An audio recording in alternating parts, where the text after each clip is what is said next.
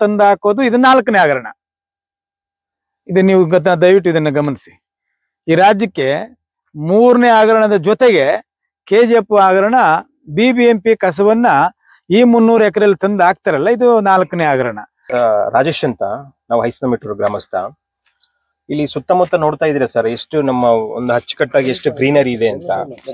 ಇಲ್ಲಿ ಈ ಕಡೆ ಹೋದ್ರೆ ನಮ್ಮ ಊರು ಬರುತ್ತೆ, ಆ ಕಡೆ ಹೋದ್ರೆ ಗದಗ ಬರುತ್ತೆ, ಈ ಕಡೆ ಹೋದ್ರೆ ಗೊಲ್ಲಳ್ಳಿ ಬರುತ್ತೆ. ಈ ಮಧ್ಯದಲ್ಲಿ ಏನು ಇವತ್ತು ನಾವು ಏನ್ ಅನ್ಕೊಂಡಿದ್ದ ಒಂದು ಕನಸು ಇದು. ಇಲ್ಲಿ ಒಂದು ಗೌರ್ಮೆಂಟ್ ಜಾಗ ಇದೆ, ಇಲ್ಲಿ ಒಂದು ಇಂಡಸ್ಟ್ರಿಯಲ್ ಹಬ್ ಆಗ್ಬಹುದು, ಇಲ್ಲ ಏನೋ ಒಂದು ಕಾಲೇಜು ಇನ್ನೊಂದು ಮತ್ತೊಂದು ಬರ್ಬೋದು. ನಮ್ಗೆಲ್ಲ ಇನ್ ಫ್ಯೂಚರ್ ಅಲ್ಲಿ ನಾವಿಲ್ಲಿ ಏನೋ ಒಂಚೂರು ದುಡ್ಕೊಂಡು ತಿನ್ಬೋದು ಅಂತಕ್ಕಂಥ ಒಂದು ಕನಸನ್ನ ನಾವು ಕಂಡಿದ್ವಿ. ಆದ್ರೆ ಇವತ್ತಿನ ದಿನ ಇವ್ರು ಏನ್ ಮಾಡ್ತಾ ಇದ್ದಾರೆ, ಬೆಂಗಳೂರಲ್ಲಿ ಇರ್ತಕ್ಕಂಥ ಕಸವನ್ನೆಲ್ಲ ತಂದು ಇಲ್ಲಿ ಹಾಕಿ, ಆಲ್ರೆಡಿ ಇಲ್ಲಿ ನೈಸರ್ಗಿಕವಾಗಿ ಏನು ವಾತಾವರಣ ಇದೆ ಅಂತಂದ್ರೆ ಎಲ್ಲ ಸುತ್ತಮುತ್ತ ಹಸಿರಿಟ್ಕೊಂಡು ನಮ್ಮ ಹಿರಿಕರೆಲ್ಲೂ ಇಲ್ಲೇ ಜೀವನ ಮಾಡ್ತಾ ಇರ್ತಾರೆ. ಇವರೆಲ್ಲಾನು ಆ ಗ್ಯಾಬೇಜ್ ಅನ್ನ ತಂದು ಅದ್ರಲ್ಲಿ ಬರ್ತಕ್ಕಂಥ ಈ ಒಂದು ಬ್ಯಾಡ್ ಸ್ಮೆಲ್ ಇರ್ತಕ್ಕಂಥ ಅದನ್ನೆಲ್ಲವನ್ನು ಅವ್ರು ಸೇವನೆ ಮಾಡಿ ಅವ್ರ ಅನಾರೋಗ್ಯಕ್ಕೆ ತುತ್ತಾಗ್ಬೇಕು ಅನ್ನೋ ಒಂದು ಕಾನ್ಸೆಪ್ಟ್ ಅಲ್ಲಿ ಇದನ್ನ ಮಾಡ್ತಾ ಇದ್ದಾರೆ. ಇದನ್ನ ಏನಿದು ಇವತ್ತಿನ ದಿನ ನಮ್ಮ ಶಾಸಕರು 2 ಬಾರಿ ಆಗಿದ್ದಾರೆ ಬಿಡಿ. ನಮ್ಮ ಕೋಲಾರ ಅನ್ನೋದು ಹಿಂದುಳಿದ ಜಿಲ್ಲೆ. ಈ ಹಿಂದುಳಿದ ಜಿಲ್ಲೆಯಲ್ಲಿ KGF ಅನ್ನೋದು ಹಿಂದುಳಿದ ಒಂದು ಕ್ಷೇತ್ರ ಆಗಿದೆ. ಈ ಕ್ಷೇತ್ರದಲ್ಲಿ ಇವ್ರು ಎಷ್ಟು ನಿರ್ದೋಷಣವಾಗಿ ಇವ್ರು ಇಲ್ಲಿ ಇವತ್ತಿನ ಈ ಕೆಲಸ ಮಾಡ್ತಿದ್ದಾರೆ. ಇವರು ಒಂದು ಆರೋಗ್ಯ ಕಡೆ ಗಮನ ಕೊಡ್ಲಿಲ್ಲ, ಇನ್ನೊಂದು ವಿದ್ಯಾಭ್ಯಾಸದ ಕಡೆ ಕ್ಷೇತ್ರದ ಕಡೆ ಗಮನ ಕೊಡ್ತಾ ಇಲ್ಲ, ಇನ್ನೊಂದು ಬೇರೆ ಅಭಿವೃದ್ಧಿ ಕೆಲಸಕ್ಕೆ ಗಮನ ಕೊಡದೆ ಈ ಒಂದು ಕೆಲಸವನ್ನ ಮಾಡ್ತಿದ್ದಾರೆ. ಅವರು ಸಮಂಜಸವಲ್ಲ. ಇವು ನಮ್ಮ ಶಾಸಕರಾಗಿ ಹೋಗ್ಲಿ ಒಳ್ಳೆ ಕೆಲಸ ಮಾಡದೇ ಇರ್ಲಿ, ಆದ್ರೆ ಈ ತರ ಕೆಟ್ಟ ಕೆಲಸವನ್ನ ಮಾಡದೇ ಇರ್ಲಿ ಅನ್ನೋದು ನಾವು ಇವತ್ತಿನ KGF ಕ್ಷೇತ್ರದ ನಮ್ಮ ವ್ಯಾಪ್ತಿಯಲ್ಲಿ ಸುಮಾರು ಗಣಿ ಜಮೀನು 12,875 ಎಕರೆ ಅಂತೇಳಿ ಒಂದು ಅಂದಾಜಲ್ಲಿ ನಮಗೆ ಕಳೆದ 20 ವರ್ಷಗಳಿಂದ ಈ ಮಾಹಿತಿ ನಮ್ಮ ಗಮನಕ್ಕಿದೆ. ಈ ಜಾಗದಲ್ಲಿ 2001ರಲ್ಲಿ ಚಿನ್ನದ ಗಣಿ ಮುಚ್ಚಿದ ನಂತರ ಇಲ್ಲೇನಾದ್ರೂ ಅದರ ಪರ್ಯಾಯವಾಗಿ ಕಾರ್ಖಾನೆಗಳನ್ನು ತರಬೇಕಂತೇಳಿ ನಾನು ಶಾಸಕನಾದಾಗಿಂದಲೂ ಕೂಡ ಸತತವಾಗಿ ಪ್ರಯತ್ನವನ್ನ ಪಟ್ಕೊಂಡು ಬಂದಿದ್ದೀನಿ.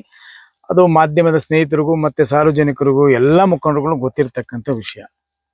ನಾನು ಶಾಸಕನಾಗಿದ್ದಾಗ ಕೇಂದ್ರದಲ್ಲಿ ಕಾಂಗ್ರೆಸ್ ಸರ್ಕಾರ ಇತ್ತು, ನಮ್ಮ ತಾಯಿಯವರು ಶಾಸಕರಿದ್ದಾಗಲೂ ಕೂಡ ಇದ್ದು. ಆಮೇಲೆ ಆ ನಂತರ 2014ವರೆಗೂ ಕೇಂದ್ರದಲ್ಲಿ ಕಾಂಗ್ರೆಸ್ ಸರ್ಕಾರನೇ ಇದ್ದಿದ್ದು.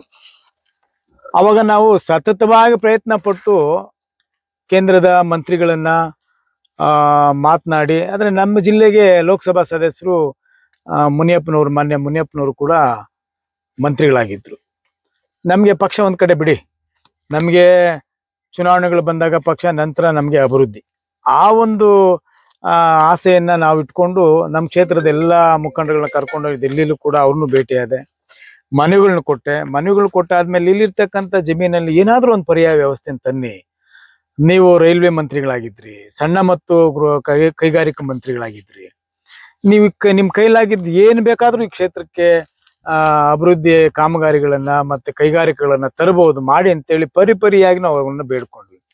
ಆಯ್ತು, ನಾವು ಮಾಡ್ತೀವಿ ನೋಡ್ತೀವಿ ಹಾಗೆ ಹೀಗೆ ಅಂತ ಹೇಳ್ಕೊಂಡೇ ಇದ್ರು. ಯಾವುದೇ ಕೆಲಸ ಅವರು ಅಧಿಕಾರದಲ್ಲಿದ್ದಂಥ ಅವಧಿಯಲ್ಲಿ ಈ ಜಿಲ್ಲೆಗೆ ಏನೂ ಮಾಡಿಲ್ಲ ಅಂತಕ್ಕಂಥದ್ದು ನಾನು ಮಾತಾಡ್ತಾ ಇಲ್ಲ, ಜಿಲ್ಲೆ ಜನರು ಮಾತಾಡ್ತಾರೆ. ಆಯ್ತು, ಅವ್ರ ಅಧಿಕಾರ ಆಯ್ತು, ಮುಗೀತು. ನಾವು ಮತ್ತೆ ಅವ್ರ ಬಗ್ಗೆ ನಾನು ಟೀಕೆ ಟಿಪ್ಪಣಿಗಳು ಮಾಡೋದ್ರಲ್ಲಿ ಅರ್ಥ ಇಲ್ಲ. ಅವ್ರ ಮಗಳು ಇಲ್ಲಿ ಶಾಸಕರಾಗಿದ್ದಾರೆ. ರಾಜಕೀಯವಾಗಿ ನಾನು ಆರೋಪ ಮಾಡಕ್ ಹೋಗೋದಿಲ್ಲ. ಸೋಲನ್ನ ನಾನು ಸೋತಾಗ್ಲೇ ನಾವು ಸ್ವೀಕಾರ ಮಾಡಿದ್ದೀವಿ, ಅದು ರಾಜಕೀಯದ ನೀತಿ, ಅದೊಂದು ಭಾಗ. ಆದರೆ ಬಹಳ ಮುಖ್ಯವಾಗಿ ಈ ಕ್ಷೇತ್ರದಲ್ಲಿ ಬಹಳ ಮುಗ್ಧ ಜನರು, ಏನಾದರೂ ಒಂದು ಹೇಳಿದ್ರೆ ತಕ್ಷಣನೇ ನಂಬುವಂಥ ಜನ, ಮೋಸ ಮಾಡ್ತಕ್ಕಂಥ ಕುತಂತ್ರಗಾರಿಕೆ ಈ ಕ್ಷೇತ್ರದ ಜನರಲ್ಲಿ ಇಲ್ಲ. ಅದನ್ನ ಅರಿತು ಈ ಕ್ಷೇತ್ರದಲ್ಲಿ ಚುನಾವಣೆ ಬಂದಾಗಲ್ಲ ಅವರಿಗೆ ಮರಳು ಮಾಡಿ ಚುನಾವಣೆಯಲ್ಲಿ ಗೆದ್ಕೊಂಡು ಹೋಗ್ತಾ ಇದ್ದಾರೆ. ಗೆದ್ದಾದ ನಂತರ ಅಭಿವೃದ್ಧಿಯನ್ನ ಮಾಡಬೇಕು, ಅದು ಎಲ್ಲರ ಬೇಡಿಕೆ, ಮತ್ತೆ ನಮ್ದು ಕೂಡ ಆಗ್ರಹ ಇದೆ. ಅಂದ್ರೆ ಕಳೆದ ದಿನಗಳಿಂದ ನಾವು ಒಂದು 10-15 ದಿವಸದಿಂದ ನಾವು ಗಮನಿಸ್ತಾ ಇದ್ದೇವೆ ನಮ್ಮ ಕ್ಷೇತ್ರದಲ್ಲಿ ಏನು ಬೆಳವಣಿಗೆ ಆಗ್ತಾ ಇದೆ ಅಂತೇಳಿ. ನೀವು ನೋಡ್ತಾ ಇರ್ಬೋದು, ಈ ಜಾಗ ಪೂರ್ತಿ ಎಲ್ಲ ಗಣಿ ವ್ಯಾಪ್ತಿಗೆ ಸೇರಿರ್ತಕ್ಕಂಥದ್ದು. ನಾವು ಈಗಾಗಲೇ ನಡ್ಕೊಂಡ್ ಬಂದಿದ್ದ ಆ ಮೂಲೆಯಿಂದ ಈ ಕಡೆ ಇದೆಲ್ಲನೂ ಕೂಡ ಭಾರತ ಸರ್ಕಾರದ ವ್ಯಾಪ್ತಿಯಲ್ಲಿತ್ತು. ಈಗ ಅದು ಇಲ್ಲೇನಾದ್ರೂ ಒಂದು ಹೊಸದಾಗಿ ಕಾರ್ಖಾನೆಗಳು ಮತ್ತೊಂದು ಮಾಡ್ಬೇಕಂತ ಹೇಳಿದಾಗ ಭಾರತೀಯ ಜನತಾ ಪಾರ್ಟಿ, ನಮ್ಮ ಬೊಮ್ಮಾಯಿ ಸರ್ಕಾರ ರಾಜ್ಯದಲ್ಲಿದ್ದಂಥ ಸಂದರ್ಭದಲ್ಲಿ ಕೈಗಾರಿಕಾ ಮಂತ್ರಿಗಳು ಜಗದೀಶ್ ಶೆಟ್ಟರ್ ಅವರು ಕೂಡ ಬಂದು ಸ್ಥಳ ಪರಿಶೀಲನೆ ಮಾಡಿ ಈ ಜಮೀನನ್ನ ಕೇಂದ್ರ ಸರ್ಕಾರಕ್ಕೆ ಪತ್ರವನ್ನು ಬರೆದು ಆ ಜಾಗವನ್ನ ರಾಜ್ಯ ಸರ್ಕಾರಕ್ಕೆ ಅಂತ ಹಸ್ತಾಂತರ ಮಾಡಿ ನಂತರ ಇದನ್ನ ಅಭಿವೃದ್ಧಿ ಮಾಡೋಣ ಅಂತೇಳಿ ನಿಮ್ಮೆಲ್ಲರ ಮುಂದೆನೂ ಮಾತಾಡಿ ಹೋಗಿರೋದು, ಅದು ದಾಖಲೆಗಳಲ್ಲಿದೆ, ಅದು ಸತ್ಯನೂ ಕೂಡ. ಅದಾದ ನಂತರ ನಾವು ಸೋತಿದ್ದೀವಿ ಅನ್ನೋ ಕಾರಣಕ್ಕೆ ನಾವು ರಾಜಕೀಯವನ್ನು ಇಟ್ಕೊಂಡೆ ಆರೋಪ ಮಾಡೋದು ಸರಿ ಇಲ್ಲ. ಯಾರೇ ಗೆದ್ರು ಕೂಡ ಅವ್ರು ಮಾಡ್ತಕ್ಕಂಥ ಕೆಲಸ ಅವರದ್ದು ಜವಾಬ್ದಾರಿ ಇದೆ. ಆದ್ರೆ 975 ಎಕರೆ ಕೇಂದ್ರ ಸರ್ಕಾರದಿಂದ ರಾಜ್ಯ ಸರ್ಕಾರಕ್ಕೆ ಹಸ್ತಾಂತರ ಆದ್ಮೇಲೆ ಸುಮಾರು 600 ಎಕರೆಯಲ್ಲಿ ಇಲ್ಲಿ ಕೈಗಾರಿಕಾ ಪ್ರದೇಶ ಮಾಡ್ಬೇಕು ಅಂತೇಳಿ ಅಧಿಕಾರಿಗಳು ಅವರು ಇವರು ಬಂದು ನೋಡ್ಕೊಂಡು ಹೋಗಿ ಸರ್ವೆ ಮಾಡಿ ಮಾಡ್ತಾ ಇದ್ದಾರೆ. ಆಗ್ಲಿ, ಒಳ್ಳೆ ಕೆಲಸ, ಅದನ್ನ ನಾವು ಸ್ವಾಗತ ಮಾಡ್ತೀವಿ, ನಾವು ವಿರೋಧ ಮಾಡಕ್ ಹೋಗೋದಿಲ್ಲ. ಆದ್ರೆ ಅದರಲ್ಲಿ 300 ಎಕರೆಯನ್ನ ಸರ್ವೆ ಮಾಡಿ ನೀವು ಬೆಂಗಳೂರಲ್ಲಿ ಇರ್ತಕ್ಕಂಥ ಕಸನೆಲ್ಲ ತಕೊಂಡೋಗಿ KGF ಕ್ಷೇತ್ರದಲ್ಲಿ ತಗೊಂಬಂದು ಹಾಕ್ತೀರಿ ಅಂತ ಹೇಳಿದ್ರೆ ಎಂತ ದುರದೃಷ್ಟಕರ ಅಂತ ಅನ್ನೋದನ್ನ ನಾವೆಲ್ಲರೂ ಕೂಡ ಯೋಚನೆ ಮಾಡ್ಬೇಕಾಗಿದೆ. ನೀವೊಂದ್ ಕಡೆ ಇಲ್ಲಿರ್ತಕ್ಕಂಥ ನಿರುದ್ಯೋಗಿಗಳಿಗೆ ಉದ್ಯೋಗವನ್ನು ಕೊಡ್ತೀವಿ, ಕಾರ್ಖಾನೆಗಳನ್ನ ತರ್ತೀವಿ ಅಂತೇಳಿ ನಿರಂತರವಾಗಿ ನೀವು ಕಳೆದ 2 ಸಾರಿ ಗೆದ್ದಾಗಿಂದಲೂ ಹೇಳ್ಕೊಂಡ್ ಬರ್ತಾನೆ ಇದ್ದೀರಿ. ಇನ್ನು ಯಾರು ಎಲ್ಲಿ ಪಾಯ ಹಾಕಿದ್ ನೋಡಿಲ್ಲ, ಯಾವ ಫ್ಯಾಕ್ಟ್ರಿ ನನಗೆ ಗೊತ್ತಿಲ್ಲ, ಎಲ್ಲಿ ಮಾಡ್ತಾ ಇದ್ದಾರೆ ಅಂತ ಗೊತ್ತಿಲ್ಲ. ನಿಮ್ಗೇನ ಗೊತ್ತಿದ್ರೆ ನೀವು ಹೇಳ್ಬಹುದು. ಆದ್ರೂ ಕೂಡ ಮಾಡ್ಬೋದು ಅಂತ ನಿರೀಕ್ಷೆಯಲ್ಲಿ ಜನ ಇದ್ದಾರೆ. ನಮಗಂತೂ ಆ ನಿರೀಕ್ಷೆ ಇಲ್ಲ. ಯಾಕಂತ ಹೇಳಿದ್ರೆ ನಿಮ್ಗೆ ಗೊತ್ತಿದೆ, ಕಳೆದ 14 ತಿಂಗಳಲ್ಲಿ ರಾಜ್ಯ ಸರ್ಕಾರ, ಕಾಂಗ್ರೆಸ್ ಸರ್ಕಾರ ಈ ರಾಜ್ಯಕ್ಕೆ ಬಂದು ಹಗರಣಗಳ ಮೇಲೆ ಹಗರಣಗಳು ನಡೀತಾನೆ ಇದೆ. ಅದು ಶೋಷಿತರ ಸಂಬಂಧಪಟ್ಟಂತ ಇಲಾಖೆಗಳಲ್ಲೇ ಹಣವನ್ನ ದೋಚ್ಬಿಟ್ಟಿದ್ದಾರೆ. ಮೂಡ ಹಗರಣ, ಆ 3 ಎಕರೆ 16 ಕುಂಟೆ ಜಾಗ ದಲಿತರದು. ಆ ದಲಿತರ ಜಾಗನ ಮಾನ್ಯ ಮುಖ್ಯಮಂತ್ರಿಗಳ ಬಾಮೈದ ಮಲ್ಲಿಕಾರ್ಜುನ ಸ್ವಾಮಿ ಅವರು 2004ರಲ್ಲಿ ಅವ್ರ ಕಡೆಯಿಂದ ಪತ್ರವನ್ನ ಬರೆಸ್ಕೊಂಡು ಆನಂತರ ಮೂಡಾಗೆ ಅದನ್ನ ಡಿನೋಟಿಫೈ ಮಾಡಿಸಿ ಅದರಿಂದ ನಾವು ಸೈಟ್ಗಳನ್ನ ಪಡ್ಕೋಬೇಕು ಅಂತೇಳಿ ಪೂರ್ವ ನಿಯೋಜಿತ ಒಂದು ಯೋಜನೆ ಇದು. ಅದರಲ್ಲಿ 14 ಸೈಟು ಮಾನ್ಯ ಮುಖ್ಯಮಂತ್ರಿಗಳ ಧರ್ಮಪತ್ನಿ ಅದರಲ್ಲಿ ಮಾಡ್ಕೊಂಡಿರೋದು ಕಾನೂನು ಬಾಹಿರ ಅಂತೇಳಿ ಈಗಾಗಲೇ ಇಡೀ ರಾಜ್ಯಾದ್ಯಂತ ದೊಡ್ಡ ಆಂದೋಲನ ನಡೀತಾ ಇದೆ. ಜೊತೆಗೆ ಇದು ನಮ್ಮ ವಾಲ್ಮೀಕಿ ನಿಗಮ ಯಾವ ಪರಿಶಿಷ್ಟ ಜಾತಿ ಪರಿಶಿಷ್ಟ ಪಂಗಡಕ್ಕೆ ಅವರ ಕಾಲೋನಿಗಳಿಗೆ ಅಭಿವೃದ್ಧಿ ಮಾಡಲಿಕ್ಕೆ, ವೈಯಕ್ತಿಕವಾಗಿ ಅವರ ಆರ್ಥಿಕವಾಗಿ ಸಬಲೀಕರಣ ಆಗಲಿಕ್ಕೆ ಇಟ್ಟಂತ ಹಣವನ್ನ ಲೋಕಸಭಾ ಚುನಾವಣೆಗೆ ನೇರ ಇದು ತೆಲಂಗಾಣ ಮತ್ತು ಆಂಧ್ರದ ಅಕೌಂಟ್ಗಳಿಗೆ ಇಲ್ಲಿಂದ ವರ್ಗಾವಣೆ ಆಗಿರೋದು ದಾಖಲೆ ಸಮೇತ ನಿಮ್ಮ ಇಡೀ ರಾಜ್ಯ ಜನರೆಲ್ಲರ ಕೈಯಲ್ಲೇ ಇದೆ. ಇದು ನನ್ನ ಆರೋಪನ? ನಿಜ ತಾನೆ? ಮತ್ತೊಂದು 1,25,000 ಕೋಟಿ ಇವರು ಅಧಿಕಾರಕ್ಕೆ ಬಂದಾಗಿಂದ ಪರಿಶಿಷ್ಟ ಜಾತಿ ಪರಿಶಿಷ್ಟ ಪಂಗಡ ಅಂದ್ರೆ SCP TSP ಹಣ, ಆ ಜನಾಂಗಕ್ಕೆ ಅಭಿವೃದ್ಧಿ ಆಗ್ಲಿಕ್ಕೆ ಮೀಸಲಿಟ್ಟಂತ ಹಣನ ಕಾಂಗ್ರೆಸ್ ಸರ್ಕಾರ 5 ಗ್ಯಾರಂಟಿಗಳನ್ನ ಕೊಟ್ಟಿರ್ತಕ್ಕಂಥದಕ್ಕೆ ಹಣ ತುಂಬಿಸ್ಲಿಕ್ಕೆ ಈ SCP TSP ಹಣವನ್ನ ಅದಕ್ಕೆ ವರ್ಗಾವಣೆ ಮಾಡಿ ಇವತ್ತು ಕೊಡ್ತಾ ಇದ್ದಾರೆ. ಒಂದ್ ಕಡೆ ನಾವು ಇಡೀ ದೇಶದಲ್ಲಿ ರಾಜ್ಯದಲ್ಲಿ ಪರಿಶಿಷ್ಟ ಜಾತಿ ಪರಿಶಿಷ್ಟ ಪಂಗಡದವರಿಗೆ, ಹಿಂದುಳಿದವರಿಗೆ, ಅಲ್ಪಸಂಖ್ಯಾತವರಿಗೆ ಅವರನ್ನ ರಕ್ಷಣೆ ಮಾಡುವಂತ ಜವಾಬ್ದಾರಿ ಕಾಂಗ್ರೆಸ್ ಅವ್ರದ್ದು. ನಾವೇ ನಿಮಗೆ ಆಧಾರ, ಸಂವಿಧಾನ ಉಳಿಸೋದೇ ನಾವು, ಬಿಜೆಪಿ ಅವರು ಅಧಿಕಾರಕ್ಕೆ ಬಂದ್ರೆ ಸಂವಿಧಾನವನ್ನು ತೆಗಿತಾರೆ ಅನ್ನುವಂತ ಆರೋಪವನ್ನ ಚುನಾವಣೆ ಸಂದರ್ಭದಲ್ಲಿ ಇಡೀ ದೇಶದ ಉದ್ದಗಲಕ್ಕೂ ನೀವು ರಾಷ್ಟ್ರೀಯ ನಾಯಕರು, ರಾಜ್ಯ ನಾಯಕರುಗಳೆಲ್ಲರೂ ಕೂಡ ನೀವು ಪ್ರವಾಸವನ್ನ ಮಾಡ್ಕೊಂಡು ಹೋದಾದ್ಮೇಲೆ ನೀವು ಪೂರ್ಣ ಬಹುಮತ ನಿಮಗೂ ಸಿಕ್ಲಿಲ್ಲ. ಅಷ್ಟೆಲ್ಲ ಆರೋಪಗಳು ಮಾಡ್ಕೊಂಡು ಹೋದ್ರು ಕೂಡ ನಿಮಗೆ ಸಿಗದೇ ಇರ್ತಕ್ಕಂಥ ಸಂದರ್ಭದಲ್ಲಿ ರಾಜ್ಯದಲ್ಲಿ ಕಾಂಗ್ರೆಸ್ ಸರ್ಕಾರ ಅಧಿಕಾರದಲ್ಲಿ ಇದೆ ಅಂತೇಳಿ ಹಗರಣಗಳ ಮೇಲೆ ಹಗರಣಗಳನ್ನ ಮಾಡ್ಕೊಂಡು ಬಂದು, ಜೊತೆಗೆ ಈಗ ಮೂಡ ವಾಲ್ಮೀಕಿ ಮತ್ತೆ SCP TSP ಇದು KGF ಅಲ್ಲಿ ಬೆಂಗಳೂರಿನ ಕಸ ತಂದು ಹಾಕೋದು, ಇದು 4ನೇ ಹಗರಣ. ಇದು ನೀವು ದಯವಿಟ್ಟು ಇದನ್ನ ಗಮನಿಸಿ. ಈ ರಾಜ್ಯಕ್ಕೆ 3ನೇ ಹಗರಣದ ಜೊತೆಗೆ KGF ಹಗರಣ, BBMP ಕಸವನ್ನ ಈ 300 ಎಕರೆಯಲ್ಲಿ ತಂದು ಹಾಕ್ತಾರಲ್ಲ, ಇದು 4ನೇ ಹಗರಣ. ಅದು ಆ ಹಗರಣಗಳ ಬಗ್ಗೆ ಮಾತಾಡೋದಕ್ಕೆ ಮುಂದಿನ ದಿನಗಳಲ್ಲಿ ಇದು ರಾಜ್ಯದ ಉದ್ದಗಲಕ್ಕೂ ಹೋಗುತ್ತೆ. ಇದೊಂದು ದೊಡ್ಡ ಆಂದೋಲನ ಹಾಗೆ ಆಗ್ತದೆ.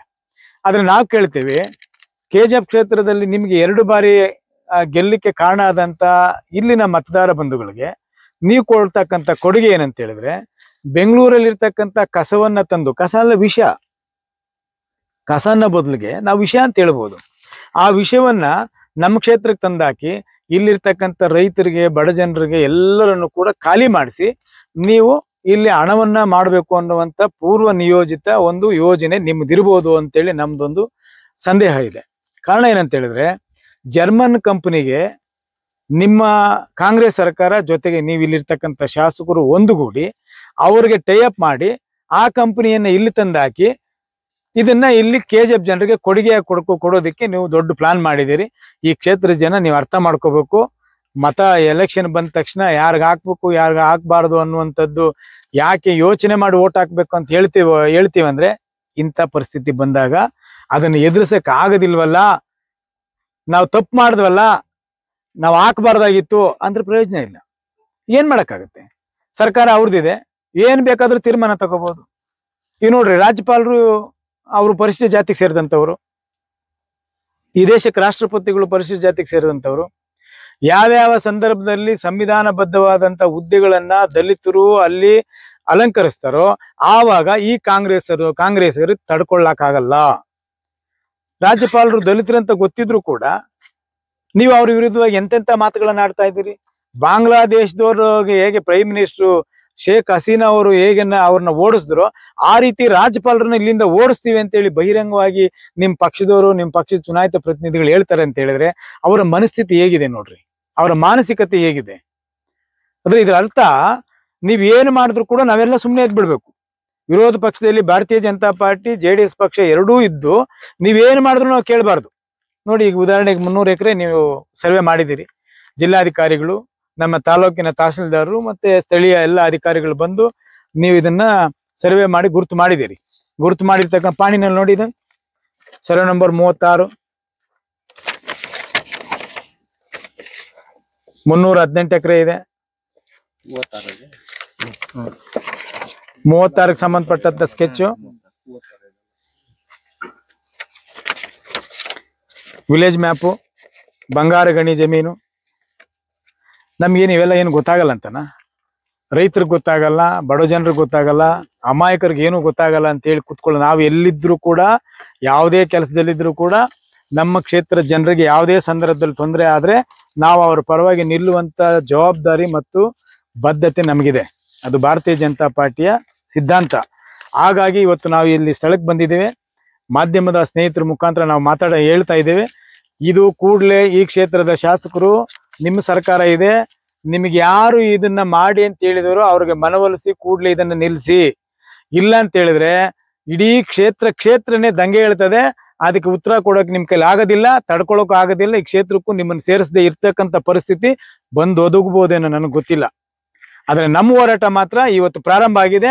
ಇದನ್ನ ನಿಲ್ಸೋವರೆಗೂ ಕೂಡ ನಾವು ನಮ್ಮ ಹೋರಾಟನ ನಿಲ್ಸೋದಿಲ್ಲ. ನಿಮ್ಗೆ ಗೊತ್ತಿದೆ, ನಾವು ಅಧಿಕಾರದಲ್ಲಿದ್ದಂತ ಸಂದರ್ಭದಲ್ಲಿ ತಮಿಳುನಾಡಿನ ಕೂಡಂಕುಳ ಪರಮಾಣು ತ್ಯಾಜ್ಯವನ್ನ ತಂದು ನಮ್ಮ ಬಂಗಾರ ಗಣಿ ಒಳಗಡೆ ಹಾಕ್ಬೇಕಂತೇಳಿ ಕೇಂದ್ರ ಸರ್ಕಾರ ಅವತ್ತು ಕಾಂಗ್ರೆಸ್ ಇತ್ತು. ನಿಮ್ ತಂದೆಯವರೇ ಅವತ್ತು ಕೇಂದ್ರದ ಮಂತ್ರಿಗಳಾಗಿದ್ರು. ಅಂತ ಸಂದರ್ಭದಲ್ಲಿ ಅದನ್ನ ತಂದಾಕ್ಬೇಕು ಅಂತೇಳಿ ಪ್ರಾರಂಭ ಮಾಡಿದ್ರು. ನಾವು ಬಿಟ್ವೇನು? ಇಡೀ ಕ್ಷೇತ್ರ ಜನ ಎಲ್ಲ ಒಂದಾದ್ವಿ, ಅದನ್ನ ತಡೆ ಹಾಕಿದ್ವಿ.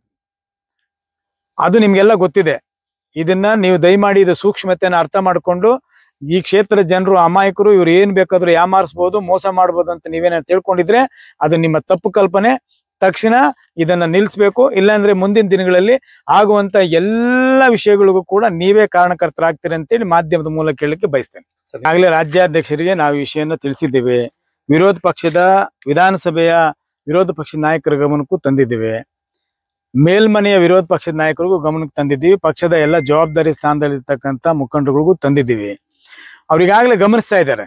ಆದ್ರೆ ಒಬ್ಬ ಕ್ಷೇತ್ರದಲ್ಲಿ 2 ಬಾರಿ ನಾವು ಇಲ್ಲಿ ಶಾಸಕರಾಗಿ ನಾನು ನಿರಂತರವಾಗಿ ಇಲ್ಲಿ ಸಂಪರ್ಕದಲ್ಲಿ ಜನರ ಜೊತೆಲಿದ್ದು ನಾನು ಇದನ್ನ ಕೇಳದೆ ಇದ್ರೆ ಮೊದಲು, ಆಮೇಲೆ ನಾನು ರಾಜ್ಯದವ್ರ ಮೇಲೆ ಹೊಣೆ ಹಾಕಕ್ಕಾಗೋದಿಲ್ಲ. ನಮ್ಮ ಹೋರಾಟ KGF ಇಂದ ಪ್ರಾರಂಭ ಆಗ್ಬೇಕು.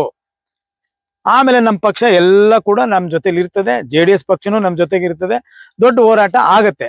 ಅವತ್ತಿನ ಪರಿಣಾಮಕ್ಕೆ ಉತ್ತರ ಕೊಡಕ್ಕೆ ಇವ್ರ ಕೈಲಿ ಸಾಧ್ಯನೇ ಆಗಲ್ಲ. ಅದಕ್ಕೆ ತಕ್ಷಣ ಇದು ನಿಲ್ಲಿಸಬೇಕಂತೇಳಿ ನಮ್ಮ ಆಗ್ರಹ. 10 to 40% discount on all Voltas brand items, AC, refrigerator, washing machine and other items only at Voltas brand showroom at Parandehali. For all NCERT CBSE textbooks, guides, PUC, ITI, BE textbooks, guides and classmate notes, and for all the types of stationery available only at Satya Bookstore, opposite to Karur Vaishya ATM, Aladamara, Bemmal Nagar, KGF. For more details, contact 8073962145. 100% pure and clean. No compromise. Best quality, family restaurant. 100% Hamburg and Dindukal style biryani. 100% Venus biryani. Near Government Maternity Hospital, Maharaja Road, Robertsonpet. One-stop solution for your neuro and holistic problems. Dr. J. Mariadas, near Municipal Ground, First Cross Road.